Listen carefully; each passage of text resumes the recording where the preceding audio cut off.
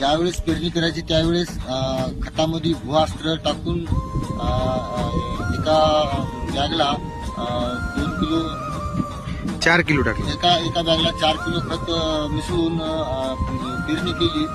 तर या भूअस्त्राचा एवढा काही इफेक्ट भारी आहे की ह्या जमिनीमध्ये हे जे पीक आहे या बॅगमध्ये, या पिकाला जितकी वाढ आहे त्याच्याच नंतर हा दुसरी एक बॅग इथं करलेली आहे. त्याला भूअस्त्र नाहीये. हा, या बगर भूअस्त्राची बॅग आहे ती त्याला त्याच्याकडे गंधक आहे आणि याच्यात भूअस्त्र आहे. कारण जी भूअस्त्राची बॅग आहे ही वाढीला आणि हिरवे राहणे आणि निरोगी अशी बॅग आहे. आणि ती जी बॅग आहे त्याच्यामध्ये गंधक आहे, त्यांची वाढ पण कमी आहे आणि यांच्यासारखा हिरवटपणा बी कमी आहे.